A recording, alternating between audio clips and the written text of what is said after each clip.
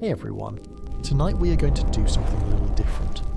We are going to spend the next 4 hours living a single day. Not a modern day, not a medieval day, but a day that took place roughly 40,000 years ago, somewhere in what we now call southern France during the last ice age. We are going to follow a small band of Upper Paleolithic humans from the moment they open their eyes at dawn to the moment they fall asleep beneath a sky so full of stars it would make you weep. Along the way we're going to eat with them, walk with them, hunt with them, sit beside them as they carve tools from flint and bone, and listen as they tell stories around a fire that has been burning, in one form or another, for as long as anyone alive can remember. Before we begin, take a moment to subscribe if you genuinely enjoy what I do here, and drop a comment telling me where in the world you're listening from and what time it is for you. Now dim the lights, get comfortable, settle in, and let us ease into tonight's journey together. There is a version of this story that most of us grew up with, and it goes something like this. Early humans were primitive. They grunted, they dragged clubs, they lived in constant terror of predators and starvation, and they barely scraped by, day after day, in a hostile and unforgiving wilderness, until the invention of agriculture finally rescued them from their misery. That version is wrong. Not slightly wrong, not partially wrong, but fundamentally, thoroughly, demonstrably wrong in almost every important detail. The people we're going to spend tonight with were not primitive in any meaningful sense of the word. They had language, complex language rich enough to tell jokes and sing songs and argue about the best route to a river crossing 3 valleys away. They had technology, not computers and cars, but an extraordinarily sophisticated toolkit of stone and bone and wood and plant fibre that represented hundreds of thousands of years of accumulated innovation. They had art, they had music, they had spiritual lives and social structures and a depth of ecological knowledge that would put most modern naturalists to shame. And here is the part that really challenges our assumptions. They had free time, not a little bit, a lot. More free time, by most estimates, than you or I have in a typical week. The average hunter-gatherer spent somewhere between 15 and 20 hours per week on what we would call work, meaning the direct activities of getting food and maintaining shelter. The rest of the time was spent resting, socializing, playing, making music, telling stories, and simply existing in the company of people they loved, in a landscape they knew as intimately as you know your own home. So tonight we're going to try to understand what that life actually felt like. Not the textbook version, not the Hollywood version. The real thing, as best as archaeology, anthropology, ethnography, and the study of modern hunter-gatherer societies allow us to reconstruct it. We are going to walk through an entire day, from first light to last ember, and along the way we're going to explore the science that makes this reconstruction possible, and the surprising lessons that this ancient way of life still has to offer us. The setting is the Dordogne Valley in southwestern France, a landscape of limestone cliffs and river valleys and dense woodland that was one of the most densely populated regions of Paleolithic Europe. The time is approximately 40,000 years ago, during a relatively mild phase of the last glaciation, when the ice sheets to the north have retreated enough to allow forests of birch and pine and oak to advance into the valley, but the climate is still significantly colder than it is today. The people are a band of perhaps 25 individuals, Homo sapiens, anatomically and cognitively identical to you and me, living in a rock shelter beneath a limestone overhang that faces south and catches the morning sun. Their world is about to wake up. Let us wake up with them. The first thing you would notice if you could somehow transport yourself to this rock shelter in the last hour before dawn is the darkness. Not the darkness of a modern bedroom where the glow of a phone charger or the distant hum of a streetlight reminds you that the world is always switched on. This is a darkness that has texture. It wraps around you. It is warm and close and absolute. interrupted only by the soft amber pulse of embers in a fire pit a few feet away, the remains of last night's fire still alive because someone, probably the eldest woman in the group, added a few sticks during one of her nighttime wakings. Keeping a fire alive was one of the most important responsibilities a Paleolithic community shared. In a world without matches, without lighters, without any quick and reliable method of starting a fire from scratch, losing your fire could mean hours of patient work with a fire drill or a flint and pyrite striker to get it going again. So the fire was tended through the night, fed small pieces of wood at intervals by whoever happened to be awake, and it was never, if it could possibly be helped, allowed to die. You are lying on a bed that is surprisingly comfortable. Dried grasses and sedge leaves have been piled thickly on the ground and covered with animal hides, probably deer skin, and the result is something that is not so different in principle from a modern mattress. We know from archaeological sites like Sibudu Cave in South Africa, which dates back 77,000 years, that early humans were remarkably deliberate about their sleeping arrangements. Researchers at Sibudu found compressed layers of plant material that had been treated with insect-repelling botanicals, specifically wild camphor, which suggest a level of knowledge about plant chemistry that goes well beyond what most people would expect from a so-called primitive society. Around you, arranged in a loose semicircle near the fire, 15 to 20 other people are sleeping. This is your entire social world. There are newborns and elders, adolescents and new parents, people you have known every single day of your life. In this world there is no such thing as privacy as we understand it, but there is also no such thing as loneliness. You are never more than an arm's length from someone who knows your name, your habits, your fears, your history. Modern sleep research has given us a fascinating window into how our ancestors likely slept, and it turns out to have been quite different from the consolidated 8-hour block that we treat as normal. Studies of contemporary hunter-gatherer societies, the Hadza of Tanzania, the San people of the Kalahari, the Tsimane of Bolivia, consistently show that pre-industrial humans slept around 6 to 7 hours per night, often in a segmented pattern. You fall asleep shortly after dark, sleep for 3 or 4 hours, wake naturally, spend a quiet period of perhaps an hour resting or talking softly or tending the fire, and then sleep again until dawn. The historian Roger E. Kirsch documented extensive evidence that this segmented pattern persisted even in medieval Europe, where people referred to their first sleep and their second sleep as a matter of ordinary routine. There was likely an evolutionary logic to this. In a world shared with cave lions and hyenas and wolves, having at least a few members of the group awake at any given moment was a significant survival advantage. Sleep researchers call this the sentinel hypothesis, and studies of the Hadza have confirmed that the natural variation in sleep timing within a group means that someone is almost always alert, even in the deepest hours of the night. Now the darkness is beginning to soften. It happens gradually, not like a switch being flipped, but like a watercolour wash spreading from the eastern edge of the sky. The air carries the sharp green scent of dew on grass and the faint mineral tang of the river below. Birdsong begins, tentative at first, and then building into a full dawn chorus that fills the valley with sound. People begin to stir, a child whimpers and is gathered closer by a parent. An older man sits up slowly, rubbing his knees, because arthritis is common among hunter-gatherers who have spent decades walking and squatting and carrying loads across rough terrain. A young woman stretches and pads barefoot to the edge of the shelter to look out at the valley. There is no rush. This might be the single most striking difference between a Paleolithic morning and a modern one.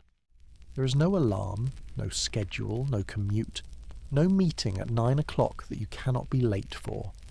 The day will unfold according to need, weather, season, and individual inclination. If it is raining hard, people may stay close to the shelter and work on tools.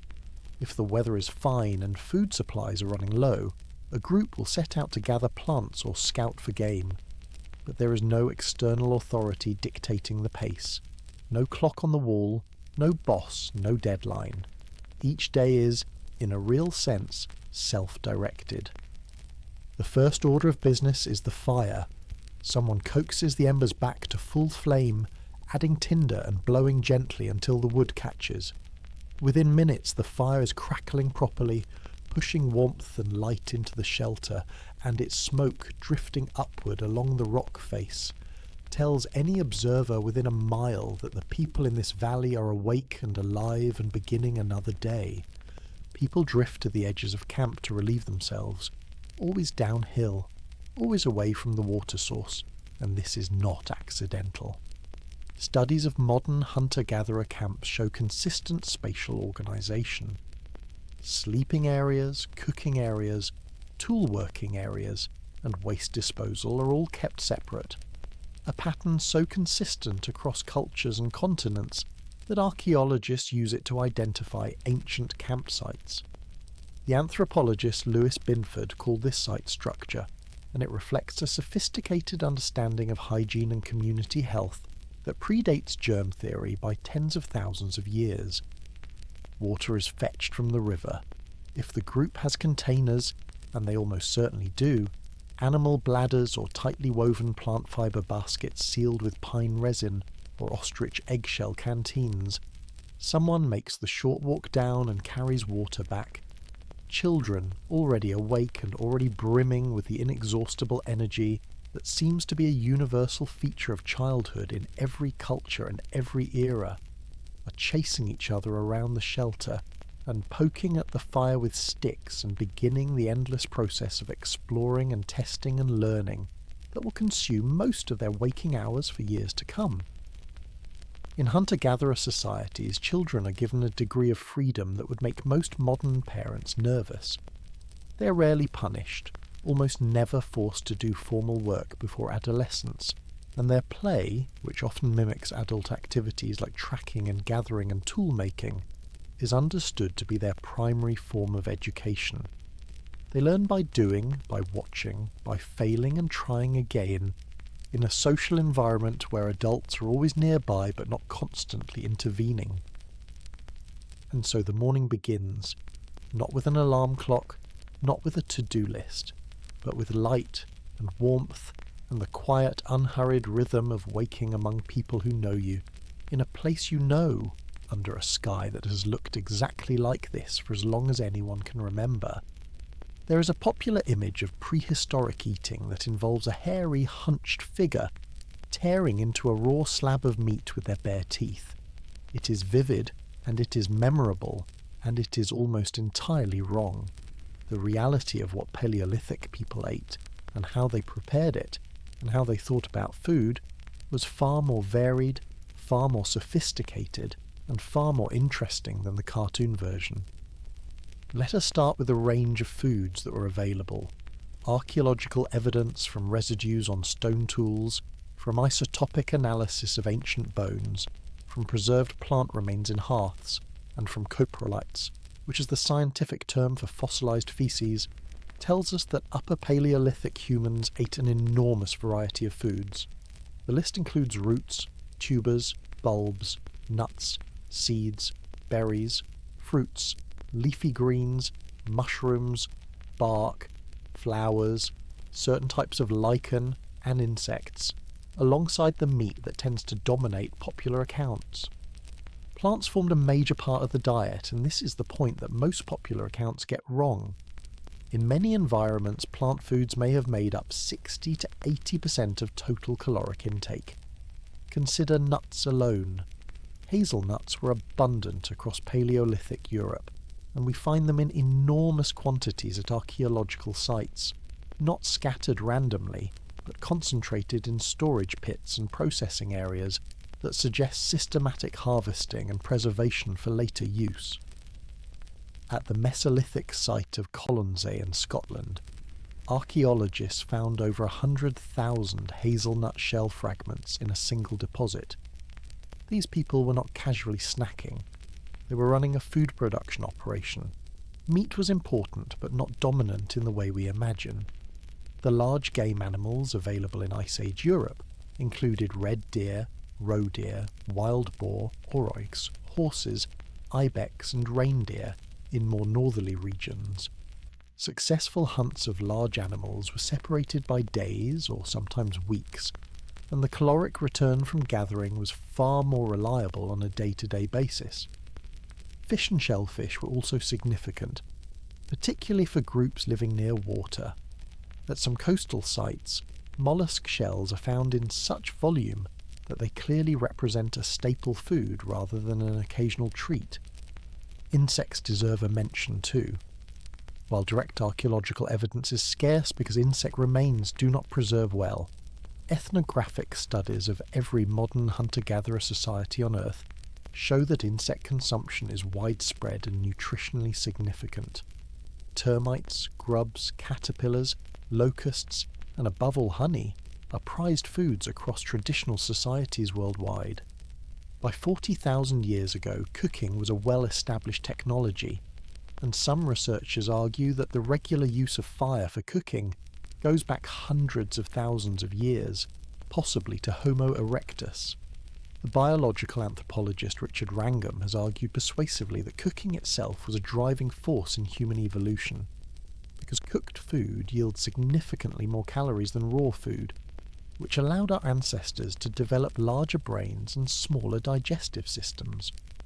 Cooking kills parasites, breaks down tough fibres, and makes nutrients more bioavailable. It is one of the most transformative innovations in the history of life on this planet. Paleolithic cooks had more techniques than you might expect. Direct roasting over flames or on hot coals was certainly used, but they also practiced stone boiling, which involves heating stones in a fire until they glow and then dropping them into a container of water, a hollowed log, an animal's stomach, a bark vessel, or a pit lined with hide to bring the liquid to a boil. This allows for soups and stews and the extraction of bone marrow through prolonged simmering. Earth ovens, pits filled with heated stones and covered with earth, were used for slow cooking routes and large cuts of meat, producing remarkably tender results with minimal supervision. But food was never only about nutrition.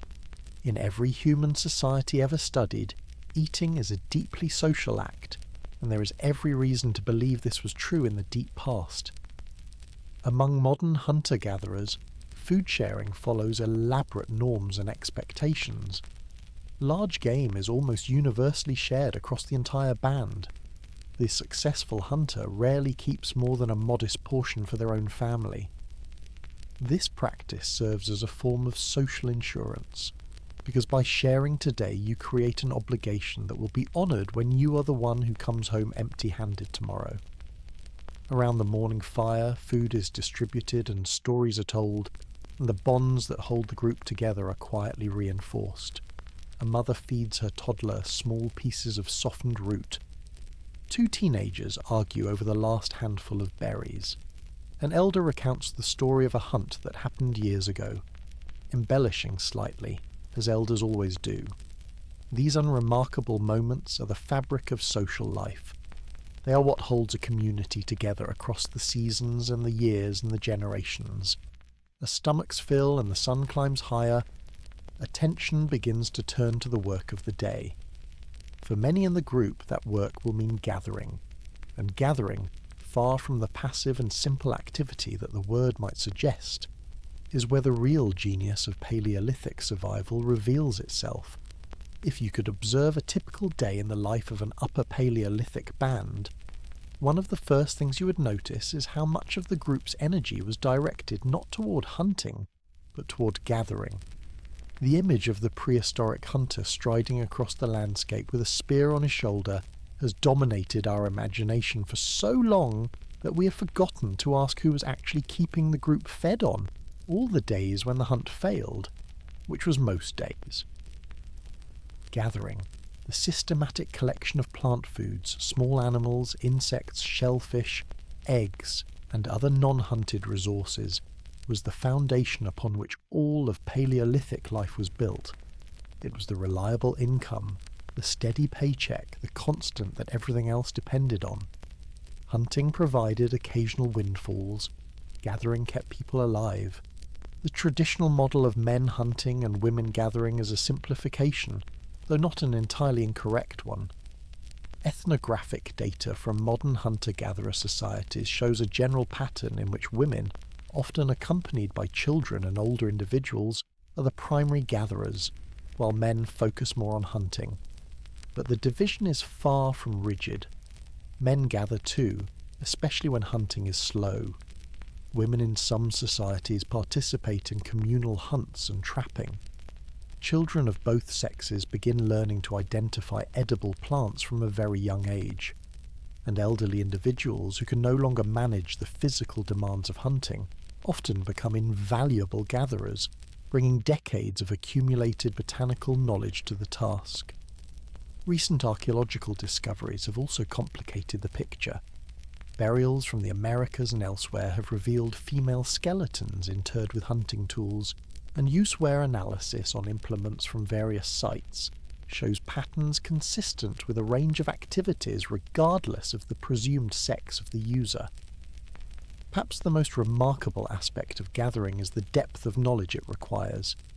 A skilled gatherer in a Paleolithic landscape would need to know, not from books, but from lived experience passed down across generations, hundreds of plant species, not just their names, but their locations, their seasonal availability, their ripeness indicators, their processing requirements, and their nutritional and medicinal properties. Consider acorns. Acorns are abundant and nutritious, but most species contain tannins that make them bitter and potentially toxic. Making them edible requires shelling, grinding and leaching, soaking in water repeatedly to remove the tannins. The process can take hours or days, and the specific technique varies by species.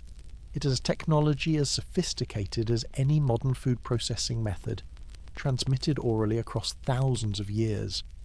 Consider the identification of underground storage organs in an African savanna. A gatherer might need to distinguish between dozens of species of roots and tubers, some nourishing, some tasteless, some dangerous. The ability to read subtle cues in the above-ground vegetation, the shape of a leaf, the colour of a stem, the way a plant catches the light, to infer what lies beneath the soil is a skill that takes years to develop and a lifetime to perfect.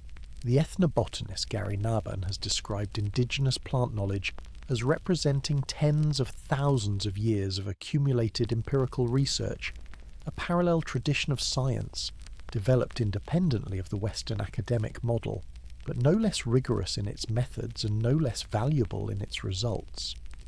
Let us follow a small group as they leave the shelter on a gathering expedition.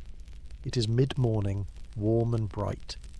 The group consists of 5 or 6 adults, mostly women, an older man whose knees no longer allow him to keep pace with the hunters, and several children of various ages, the youngest riding on a hip in a simple sling made from animal hide.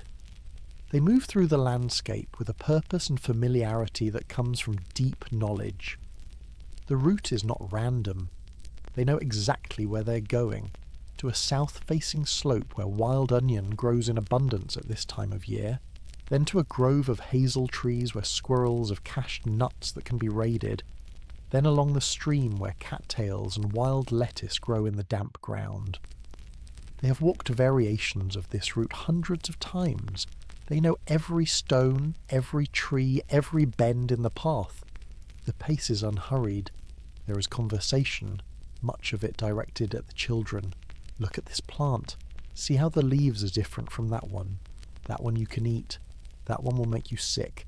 Notice where it grows, always near water, always in shade. Remember this place because we will come back. This is education happening in real time in situ, embedded in the activity itself, and it is the way that the vast majority of human knowledge was transmitted for the vast majority of human history. A child spots a bird's nest in a low shrub and calls out. An adult checks. 3 eggs, still warm. They are collected carefully and placed in a woven grass bag. Later they will be roasted in the embers of the fire. Another child finds a patch of edible mushrooms growing on a fallen log and is praised for having sharp eyes. The actual gathering when they reach the onion patch is efficient and thorough. Digging sticks, simple but effective tools made from fire-hardened wood, are used to loosen the soil and pry out the bulbs. The technique requires skill and strength, particularly in hard ground, and the women who do this work are strong in the way that people are strong when their bodies are used every day for physically demanding tasks.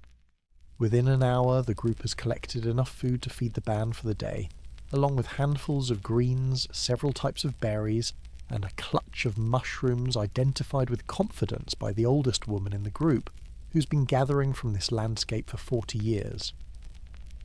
The return trip is slower, the bags heavier, but there is satisfaction in the wait, a quiet pride in the knowledge that the group will eat well tonight. Tomorrow, if needed, they will do it again, following different routes, seeking different foods, reading the landscape like a text whose pages turn with the seasons. Gathering was not glamorous. It did not inspire the cave paintings. It does not dominate the popular imagination. But it was the engine that drove human survival for hundreds of thousands of years, and the women and men who practiced it were among the most knowledgeable people who have ever lived on this planet.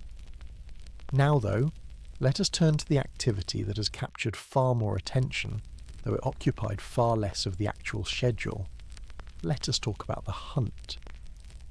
Somewhere beyond the ridge, a small group of hunters has been moving since before dawn. 3 men and 1 woman, all in the prime of their physical lives, lean, muscular, moving through the landscape with the quiet intensity of people whose attention is entirely focused on a single task. They're tracking a red deer. The signs have been promising. Fresh droppings near the river crossing, a set of hoof prints in soft mud, the faintest scuff marks on a rocky trail leading uphill. The tracks are perhaps 2 hours old, which means the animal is not far. If the wind holds and their footfalls stay silent, they may close the distance before noon. Let us get the myth out the way first. Hunting in the Paleolithic was not a daily activity. It was not a reliable source of food, and it was not the reckless, adrenaline-fueled charge into danger that movies have taught us to imagine. Among modern hunter-gatherers, hunts of large game succeed somewhere between 20 and 40% of the time, depending on the species and the terrain, and the weapons being used. The Hadza of Tanzania, who are considered exceptionally skilled hunters, fail more often than they succeed. Among the San of the Kalahari, a successful hunt of large game might happen only a few times a month. This failure rate is not a sign of incompetence. It is simply the nature of pursuing large, alert, fast-moving animals across vast landscapes with handheld weapons. The odds are not in your favour, and the experienced hunter accepts this the way a professional fisherman accepts that most casts will not produce a catch. By the Upper Paleolithic, the hunting toolkit had reached a level of sophistication that deserves genuine respect. The primary weapons were spears, both thrusting spears for close-range encounters and lighter, throwing spears for distance. Stone points were made with extraordinary precision through pressure flaking and hafted to wooden shafts, using adhesives made from birch bark tar or plant resins, bound with sinew or plant fibre. The craftsmanship involved in making a good hunting point is considerable, and modern attempts to replicate these tools have given archaeologists enormous respect for the skill of the people who made them. The most important technological innovation of this era was the atlatl, the spear thrower. This deceptively simple device, essentially a stick with a hook at one end that engages the base of a dart, extends the length of the thrower's arm and dramatically increases the velocity and range of the projectile. Modern experiments show that a skilled atlatl user can throw a dart hard enough to penetrate the hide of a large animal at distances of 30 to 40 metres. This was a genuine revolution in hunting, allowing the hunter to strike from a distance that kept them relatively safe from the horns, hooves, and teeth of dangerous prey. But weapons are only half the equation. Before you can use a weapon, you have to find your target, and finding it requires tracking, a skill so complex and so intellectually demanding that some anthropologists have argued it represents the earliest form of scientific reasoning in human history. A skilled tracker reads the landscape the way a scholar reads a text. Every mark on the ground, every broken stem, every displaced pebble tells a story. The depth and shape of a footprint reveal the animal's size, speed, and direction. The freshness of droppings indicates how recently it passed. The pattern of browsing on vegetation narrows down the species and its behaviour. But the truly remarkable part is what the anthropologist Louis Liebenberg calls speculative tracking, the ability to predict where an animal will go based on an understanding of its habits, its responses to terrain and weather, and the tracker's own accumulated experience. This is hypothesis formation and testing, the essence of the scientific method, practiced in the field for tens of thousands of years before anyone gave it a name. Our hunters are doing exactly this as they follow the deer's trail uphill. The animal was walking, the stride length tells them that. It paused here to browse, then moved on. It is heading toward the ridge line, which means it is probably making for the meadow on the far side, where the grass is long and the sight lines are good. If they circle north using the tree line for cover, they may be able to intercept it. This is not guesswork. This is applied ecology of the highest order. After hours of patient tracking, the moment arrives. The deer is there at the edge of the meadow, head down, grazing, 50 metres away. The wind is favourable. The hunters are crouched behind a low rock outcrop, barely breathing. The plan is communicated in glances and minimal gestures. Two will flank left through the tall grass to cut off the most likely escape route. When they are in position, the others will throw. The weight is excruciating. Every sound is magnified. The deer raises its head once, ears rotating, scanning, and the hunters freeze. A long, breathless moment passes. Then the animal drops its head and resumes grazing.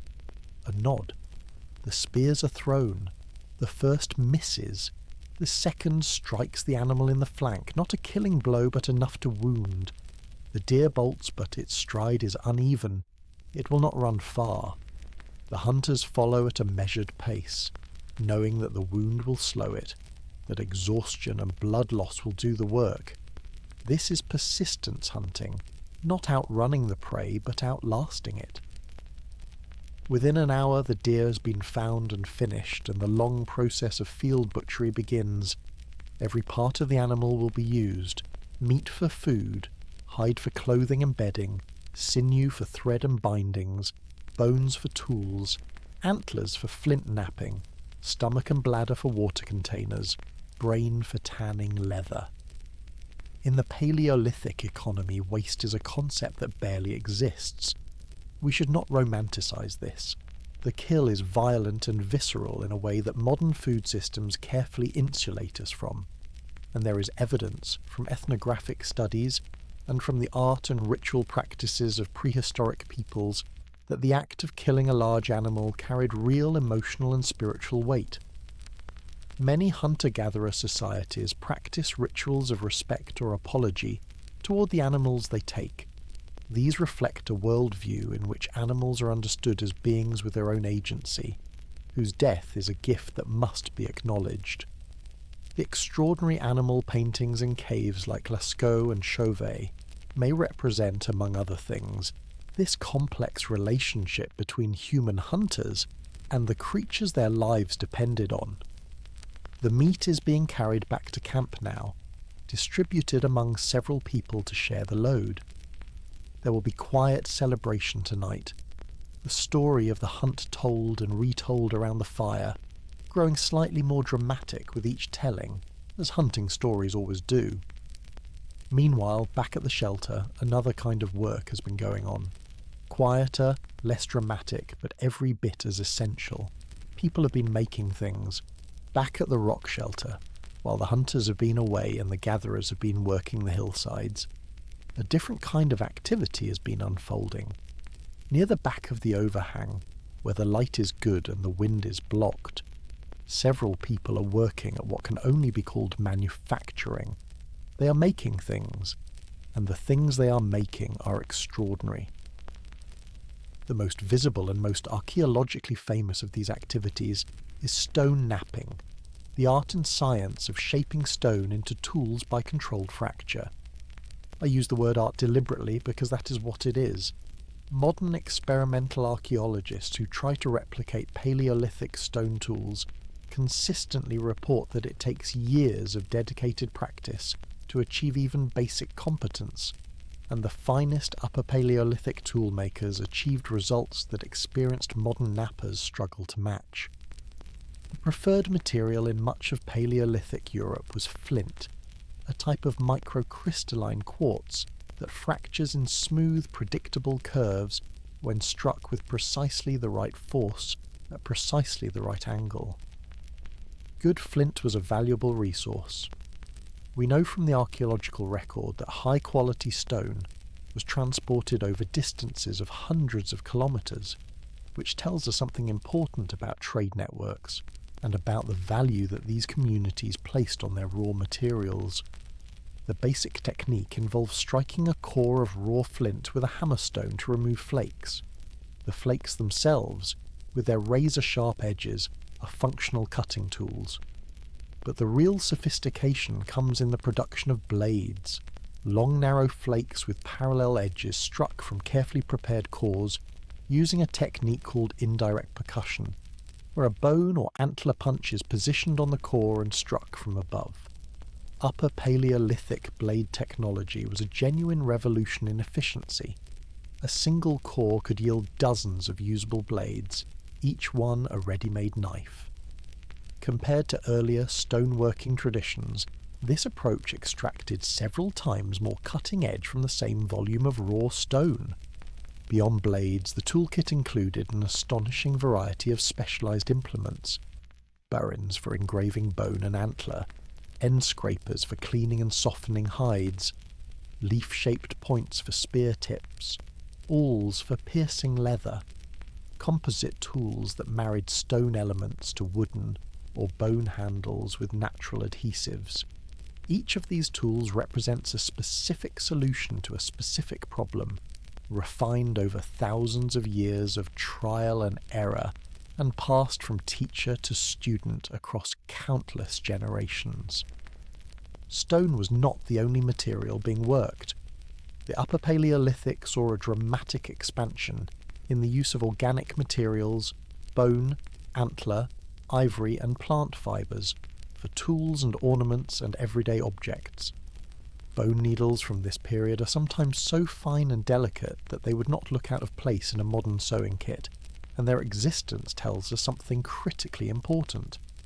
These people were making fitted clothing, not simply draping animal skins over their shoulders, but cutting, shaping, and sewing garments tailored to the body, with seams and laces, designed to provide maximum warmth with minimum bulk.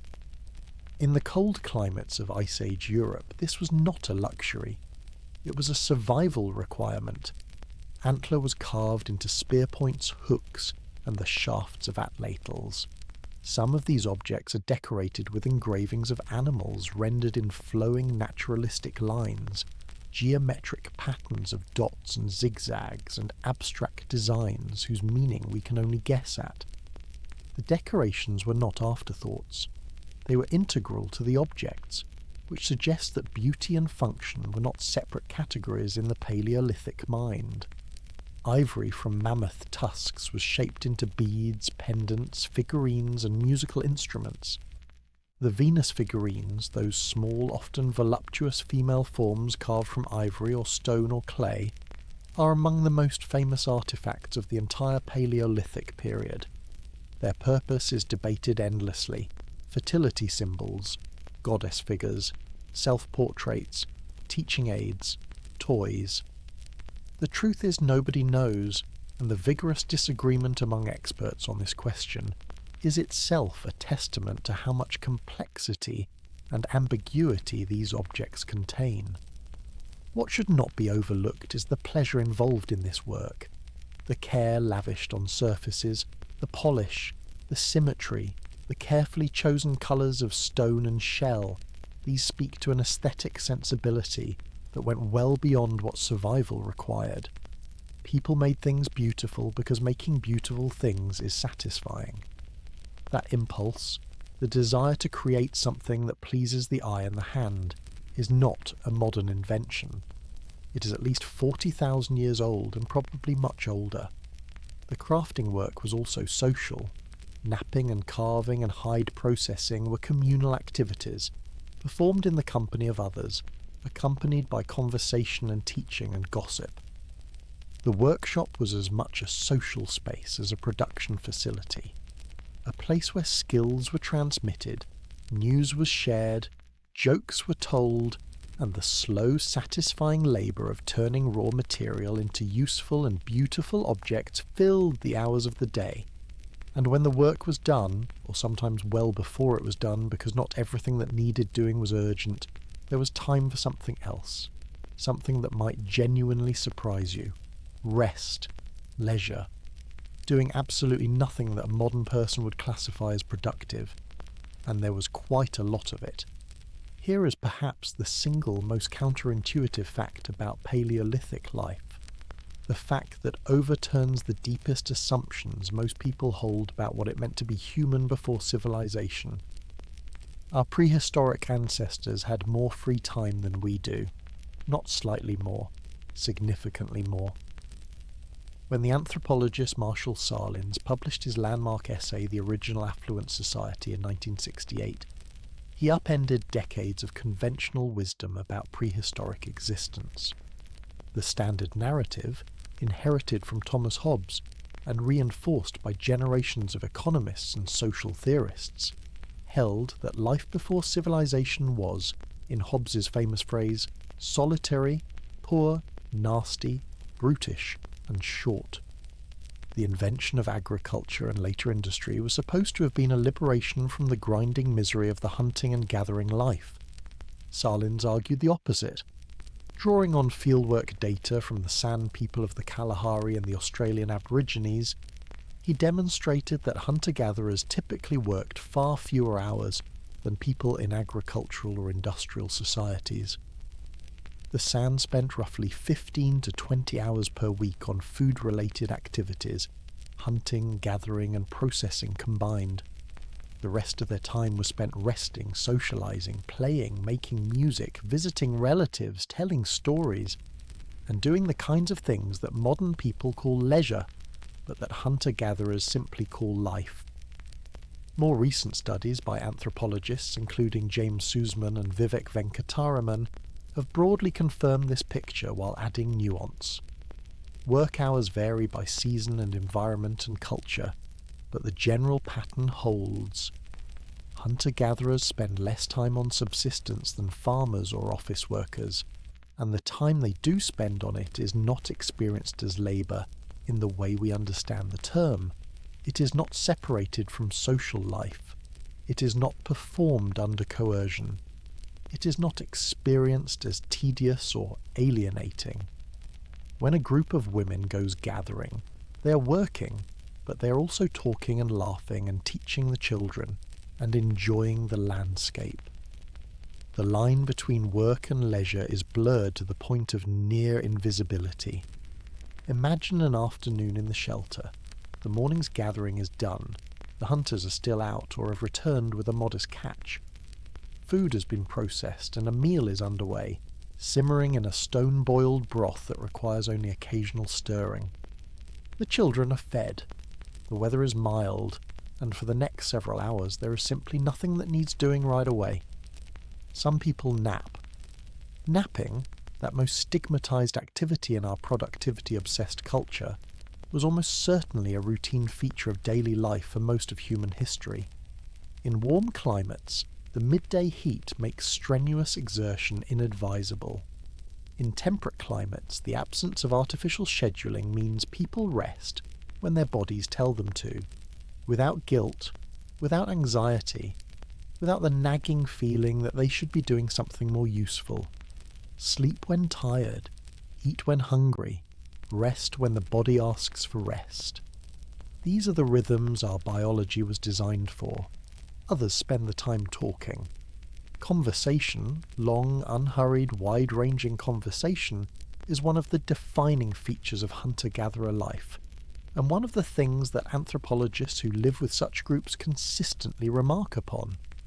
People talk about the day's events, about members of neighbouring bands, about animals observed, about plans and memories and opinions.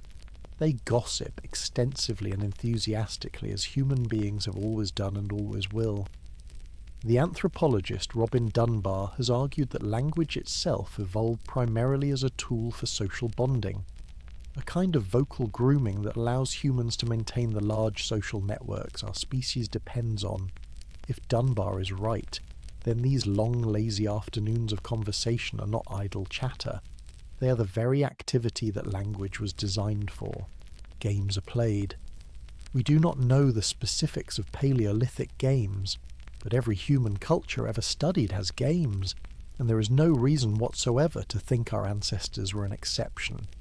Throwing stones at targets, racing, wrestling, strategy games played with pebbles or sticks. Games of skill and chance are a universal feature of human culture. They provide entertainment, they develop useful abilities, they reinforce social bonds through friendly competition, and music. We know with absolute certainty that Upper Paleolithic humans made music, because they left their instruments behind. Bone flutes have been found at sites across Europe, some of them dating back at least 40,000 years. The oldest known musical instruments in the world come from the caves of the Swabian Jura in Germany, and they are not crude prototypes. They're carefully made, carefully tuned instruments, with precisely spaced finger holes that are capable of producing a range of melodic notes. Whatever music sounded like 40,000 years ago, it was real music, played with skill and intention. But perhaps the most significant use of a leisure time is the one that has no artifact, no archaeological trace, no measurable output, simply being together, sitting beside someone you care about, watching children play, feeling the sun on your skin, existing without agenda, without productivity metrics, without the anxious sense that time is being wasted. We call that wasting time. Our ancestors, I suspect, would have called it living. If you ask an anthropologist what the single most important defining feature of our species is, the one that most fundamentally separates us from all other animals on this planet, the answer you hear most often is not our big brains, not our use of tools, not our language, though all of those matter enormously. The answer that comes up again and again, across disciplines and decades, is our sociality. The sheer scale and complexity and emotional intensity of human social life is, by any reasonable standard, extraordinary. No other species on Earth does anything remotely like what we do with our relationships. The basic social unit of Paleolithic life was the band, a small group of 20 to 50 people who lived and travelled and worked together on a daily basis. The band was not a rigid entity. Its membership shifted over time as people were born, died, married into other groups, or left to join relatives elsewhere. But at any moment it formed your immediate social world, the people you saw every day, the people on whom your survival literally depended, the people whose good opinion mattered more than anything. Within the band, relationships were dense and layered in ways that most modern people never experience. Everyone knew everyone else, not in the superficial way that you know your co-workers or your neighbours, but in the deep and comprehensive way that comes from spending every waking hour in close proximity for your entire life. You knew each person's skills and weaknesses, their moods and habits, their family histories and personal grudges and secret fears. There were no strangers in the band, and there was nowhere to hide. This intimacy could be both comforting and suffocating. On the one hand, you were never alone. Help was always available. Sickness or injury did not mean isolation. The group rallied around its vulnerable members with a degree of care that the archaeological record confirms. Ancient skeletons of both Neanderthals and modern humans show healed fractures, survived infections, and evidence of long-term disabilities that would have been fatal without sustained care from others. People whose legs were too badly broken to walk. People who had lost their teeth and could only eat food that had been pre-chewed or softened for them. People who were clearly unable to fend for themselves and who nonetheless survived for years, cared for by their communities. These fossils are among the most moving objects in all of archaeology, because they tell us that compassion is not a modern invention, it is as old as humanity itself.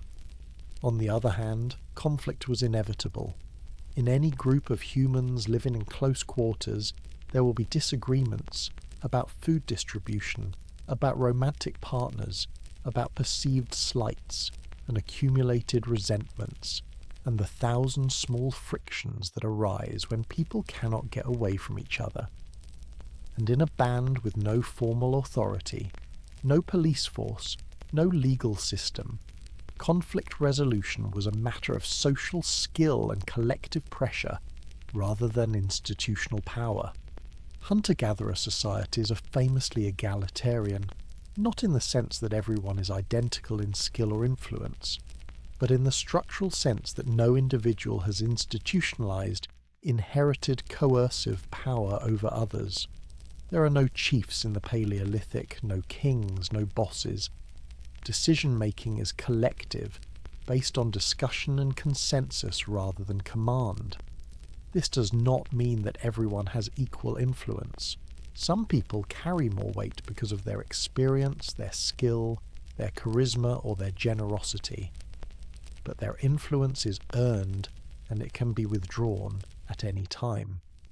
The anthropologist Christopher Bohm calls this a reverse dominance hierarchy, a system in which the group actively suppresses any individual's attempt to dominate, using mockery, gossip, social pressure, and in extreme cases ostracism or worse. Humour plays a central role in maintaining equality. Among the San, when a hunter returns with a large kill, the group routinely mocks the quality of the meat, calling it scrawny, tough, barely worth eating.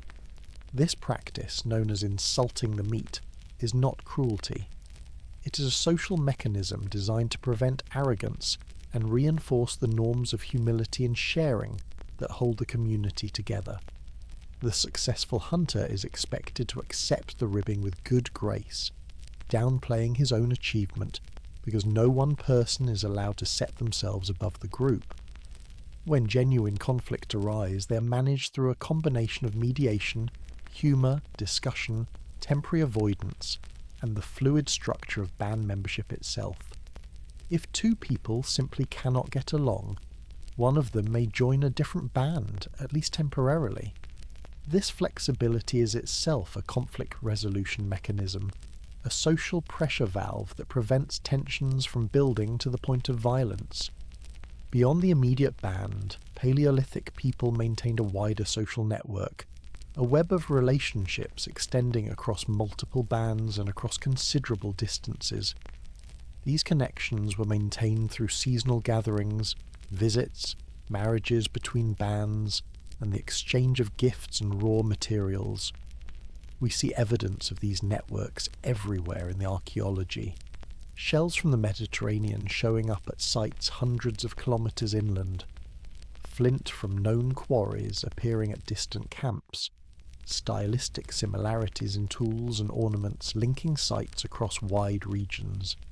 These patterns tell us that Paleolithic people were not isolated groups cut off from the world. They were nodes in a social network that stretched across the landscape, connected by kinship, trade, shared culture, and the mutual obligations that hold human communities together. The importance of this wider network cannot be overstated.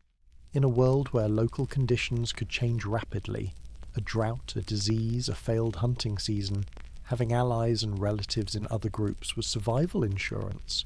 You could call on them in times of need. You could move to their territory. You could send your adolescent children to learn skills from specialists in another band. The social network was not a luxury, it was a lifeline. Children grew up immersed in this world, absorbing its rules and textures through observation and participation. They learned who to trust and how to share, and when to stand firm and when to back down. They learned the stories, the songs, the dances, the rituals that gave their community its identity. And in time they would carry all of it forward to their own children. But there is another dimension to Paleolithic life that speaks to something even deeper than social bonds. Something that has haunted and inspired human beings from the very beginning. Art, spirituality, the inner life of the mind.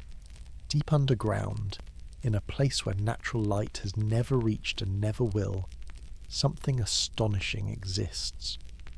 On the walls of a limestone cave, illuminated by the flickering light of juniper torches dipped in animal fat, someone has painted a horse, not a stick figure, not a crude outline, a horse of breathtaking beauty and anatomical precision. Its muscles ripple beneath its hide, its nostrils flare, its mane streams in a wind that the artist felt on some other day, in some other place, and carried into the darkness as a memory. The painter has used the natural contours of the rock face to suggest the curve of the animal's body, and has mixed pigments with expert knowledge. Iron oxide for red and ochre, manganese dioxide for black, local clay for yellow, and applied them with fingers, with brushes made from animal hair, and with a technique that involves blowing pigment through a hollow bone to produce a soft, diffused, almost airbrushed effect. This is not decoration. This is art. Art of a sophistication and emotional power that consistently astonishes everyone who encounters it, from professional archaeologists to casual tourists to trained artists who visit the caves and leave humbled by the talent of their ancient predecessors. The painted caves of Europe, Lascaux, Altamira, Chauvet, Cosquer, Pechmerle, Fontagaume, and many others represent one of the most extraordinary achievements of the human species. The oldest known cave paintings at Chauvet in southeastern France date to approximately 36,000 years ago. They are not hesitant first attempts. They are masterful. The idea that cave art started crude and gradually improved is simply wrong. The earliest examples are among the finest, but cave art is only one expression of a much broader creative tradition. Portable art, carved figurines, engraved bones, decorated tools, jewellery made from shells, teeth and ivory beads is found at Upper Paleolithic sites across Europe, Asia and Africa. Musical instruments date back at least 40,000 years. Body painting with ochre and manganese pigments was almost certainly practiced, based on the enormous quantities of pigment found at ancient sites. And we can be virtually certain that art forms which leave no physical trace, singing, dancing, oral poetry, mime, and storytelling were practiced as well. What does all of this tell us about the inner lives of early humans? It tells us, above all, that they had inner lives. These were people who thought about the world, who reflected on their experiences, who felt the need to express things that went beyond the immediately practical.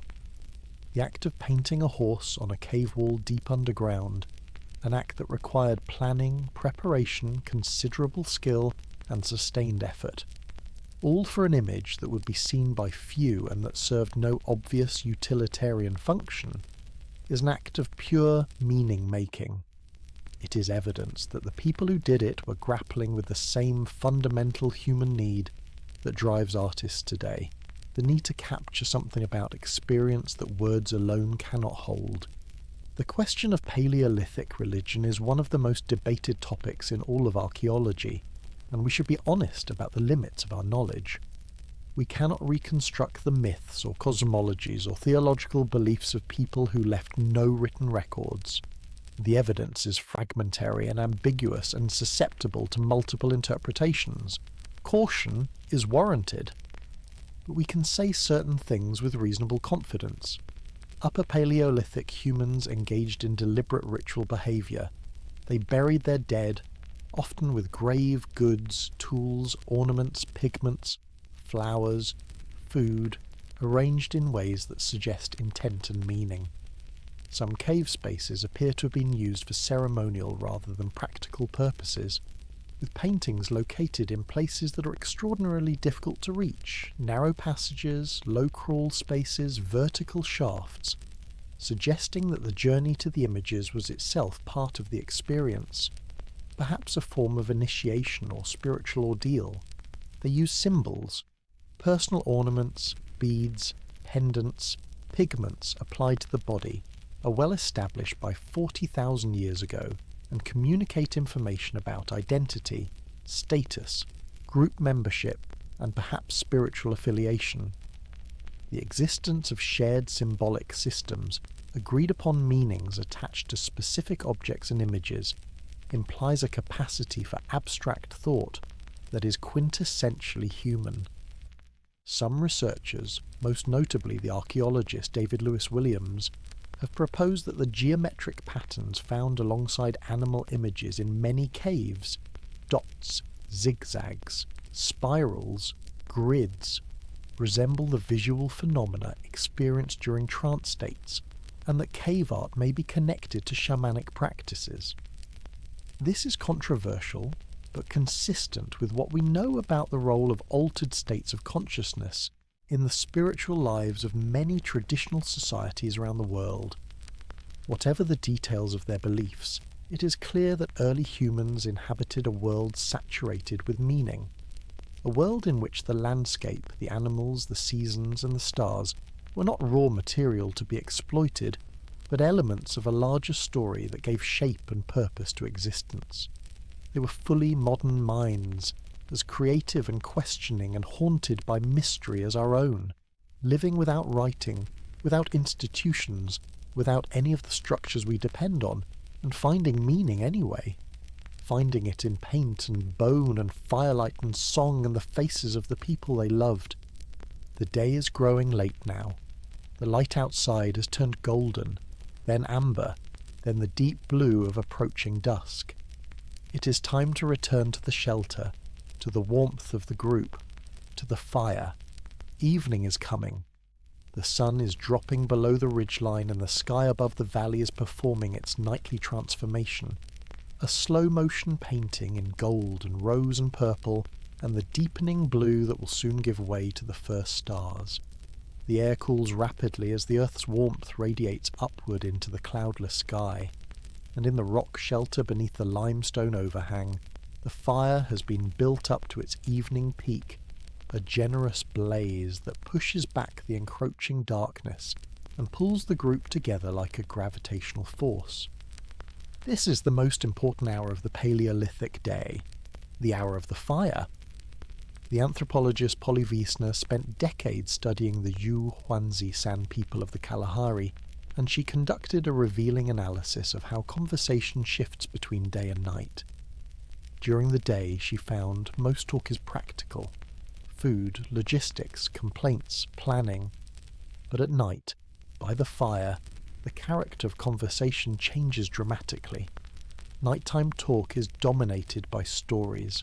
Stories about the past, about distant people and places, about the spirit world, about things that happened long ago to people no one alive has ever met. Firelight, Wiesner argues, extended the human day in a way that fundamentally shaped our social and cognitive evolution. It created a space that was warm, safe, intimate, a space in which the imagination could wander. It was the original theatre, the original classroom, the original temple. Around the fire, culture was transmitted, knowledge was shared, identities were forged, and the collective reality of the group was constructed and maintained through the ancient technology of narrative. As the light fades and the flames grow brighter, the group draws close. Bodies lean against bodies. Children settle into laps or curl up against the warm sides of older siblings. Someone adds another log, and a fountain of sparks swirls upward into the darkness. The evening meal is the main culinary event of the day. Today's gathering has produced a generous harvest. Wild onions, roots, greens, berries, mushrooms, the bird eggs collected by the child. The hunters returned successfully, and portions of venison are being prepared, some roasted directly on the coals, some placed on heated flat stones, some set aside raw in a cool spot for tomorrow. Food preparation is communal. People sit together pounding roots on flat stones, sorting edible from inedible, feeding scraps to the fire. There is no rush. The meal will be ready when it is ready, and in the meantime there is warmth and conversation, and the peculiar contentment that comes from being busy with your hands while your mind wanders freely. When the food is ready, it is shared according to the norms that govern everything in a hunter-gatherer band, with attention to fairness, to need, and to the web of reciprocal obligations that connects each person to every other. The elderly and the very young are served first. Portions are distributed with a practiced casualness that conceals how important the act actually is. To share food is to affirm that you belong, that you are one of us, that we will take care of you and you will take care of us, and this arrangement, this mutual dependence, this compact of generosity, is what makes it possible for any of us to survive. As the meal winds down and the stars begin to appear, the practical talk of the day gives way to something older and more powerful. Someone begins to tell a story. We cannot know the specific narratives that were told around Paleolithic fires. They are gone, dissolved into the air that carried them, leaving no imprint in stone or soil. But we know with certainty that stories were told because storytelling is a human universal, found in every culture ever studied without exception, and the cognitive machinery for narrative, language, memory, theory of mind, the ability to imagine events beyond the present moment, was fully operational 40,000 years ago. What kinds of stories? Origin myths, perhaps? How the world was made? How the animals got their shapes? How the first people came to live in this valley? Teaching stories, fables that illustrated social norms and cautionary tales about what happens to the selfish or the careless. Adventure stories about great hunts and dangerous journeys, love stories, ghost stories, funny stories about foolish characters who never learn. These stories were not just entertainment. In a world without writing, narrative was the primary technology of cultural transmission. Everything a community knew, its history, its geography, its ecological knowledge, its moral code, its understanding of the cosmos, had to be encoded in memorable narrative form and transmitted from generation to generation by voice.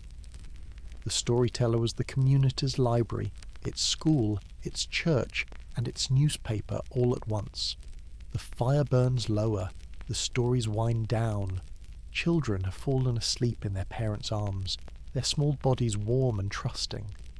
The adults talk more softly now, murmuring, laughing gently, sharing the kind of quiet, intimate conversation that only happens when the world is dark and warm and safe. One by one, people settle into their sleeping places. Hide blankets are pulled up. The fire is banked, not extinguished, never extinguished, but reduced to a steady mound of embers that will hold through the night and can be revived in the morning.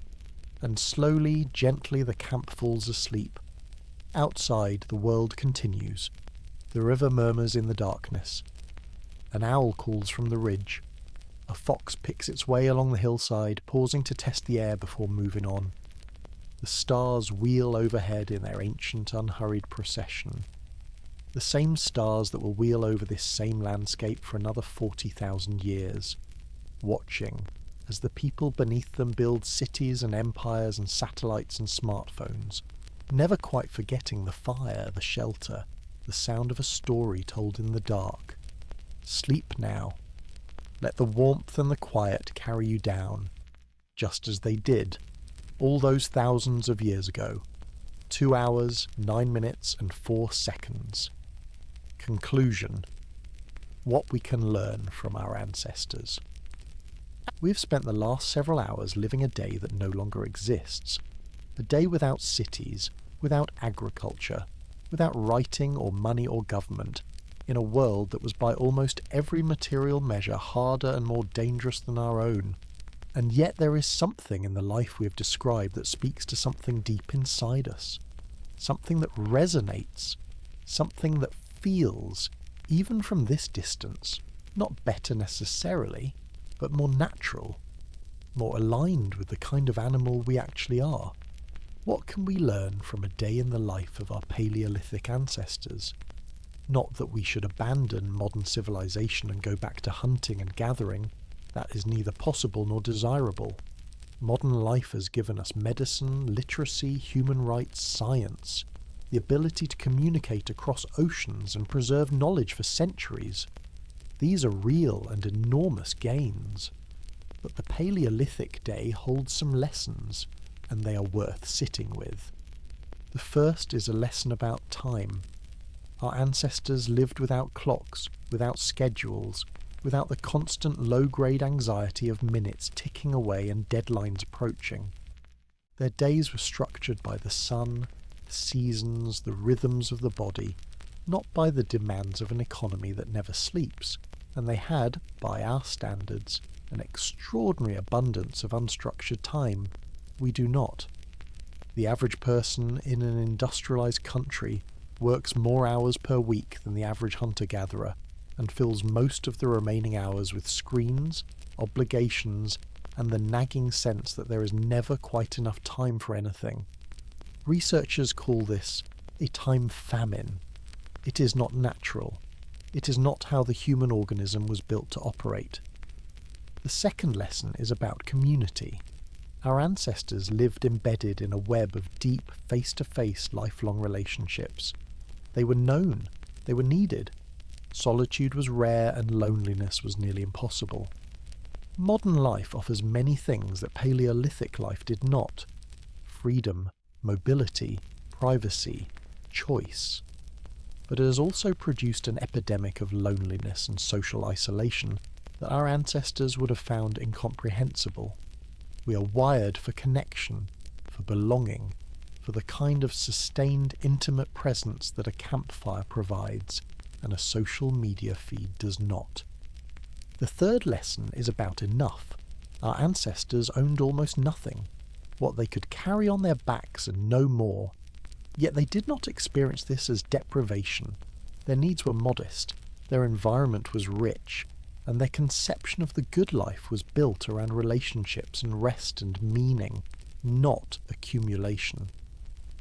We live surrounded by more material abundance than any generation in history, and we are haunted by the feeling that it is not enough, that we are not enough, that more is always required. This feeling is not a natural feature of the human condition. It is a product of a specific economic system that depends on perpetual dissatisfaction for its survival. The fourth lesson is about the body. Our ancestors lived through their bodies in a way that most modern people do not. They walked for miles every day across varied terrain. They squatted, climbed, carried, dug, threw, and swam. They slept on the ground and bathed in rivers and felt the weather on their skin. Their bodies were strong and mobile and adapted to a wide range of physical challenges. We sit in chairs for hours. We move little. We live in climate-controlled boxes, and the result is an epidemic of chronic disease, obesity, diabetes, heart disease, depression, back pain, that scarcely existed in the Paleolithic world. Not because our ancestors were genetically superior, but because the way they lived matched the way the human body was designed to function. And the final lesson is about meaning. Our ancestors lived in a world suffused with significance. The land, the animals, the stars, the turning of the seasons, all of it was woven into a story that located each person within a web of relationships and responsibilities stretching backward to the ancestors and forward to the unborn. This sense of being part of something larger than yourself, of inhabiting a coherent narrative that gives shape and direction to your days, is one of the deepest human needs. Modern life, with its fragmentation and its relentless individualism, often struggles to provide it.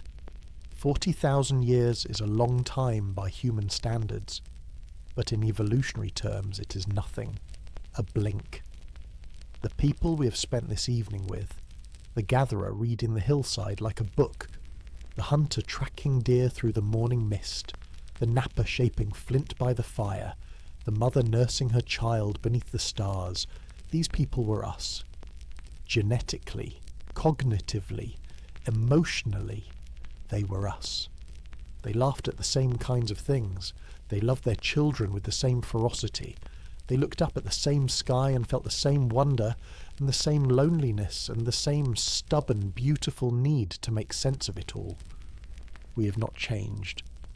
What changed is the world around us, the tools, the structures, the systems, the stories we tell ourselves about what life is for. And in that change we gained enormously. But we lost something too, something that the Paleolithic day, in its simplicity and its richness, quietly reminds us of every time we stop long enough to listen. We are creatures of community, of story, of fire and starlight and the slow turning of the seasons. Somewhere deep beneath the layers of modernity, in the oldest part of the brain and the quietest chamber of the heart, we still remember. We still carry the rhythms and the longings of a life lived close to the earth, close to each other, and close to the great and permanent mystery of being alive. Thank you for spending tonight with me. Sleep well wherever in the world you are, and dream perhaps of a fire burning in a limestone shelter 40,000 years ago. A fire that, in some sense, is still burning in all of us. Good night.